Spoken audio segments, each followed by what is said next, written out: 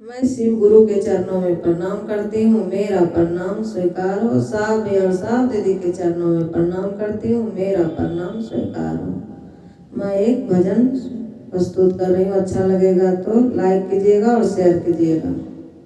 अगल बगल में चर्चा होला अच्छा लगेला, अगल बगल में चर्चा होला अच्छा लगेला। सासू देख आई चरचा में काका लगेला, ए सासू देख आई चरचा में काका लगेला। भंगिया लगेला या धतूरा लगेला, भंगिया लगेला या धतूरा लगेला। पतहू देख आईनी चरचा में कुछ ना लगेला, ए पतहू देख आईनी चरचा में कुछ ना लगेला। अगल बगल में चर्चा होला अच्छा लगेला, अगल बगल में चर्चा होला अच्छा लगेला।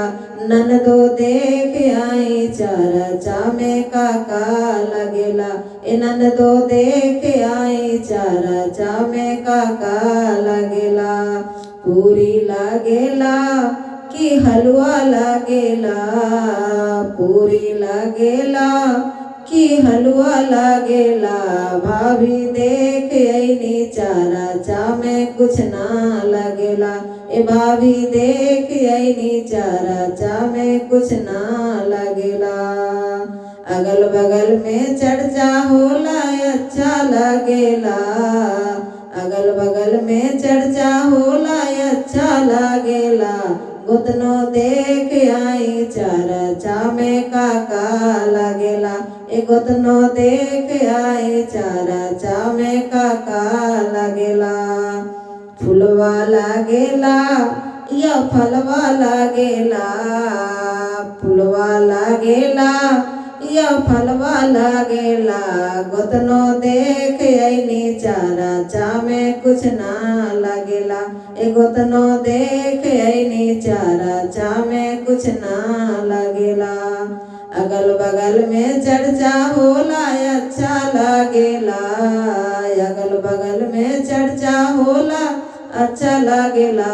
सासू देख आई चरचा में काका लगेला, ए सासू देख आई चरचा में काका लगेला। मिठाई लगेला या बर्फी लगेला, मिठाई लगेला या बर्फी लगेला।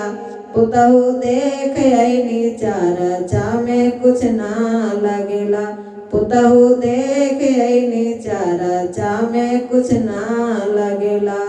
अगल बगल में चर्चा होला अच्छा लगेला, अगल बगल में चर्चा होला अच्छा लगेला।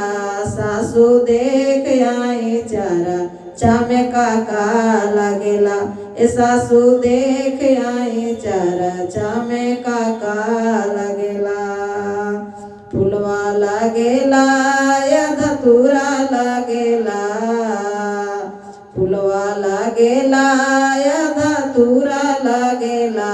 पुतहू देख आईनी चरचा में कुछ ना लगेला, पुतहू देख आईनी चरचा में कुछ ना लगेला।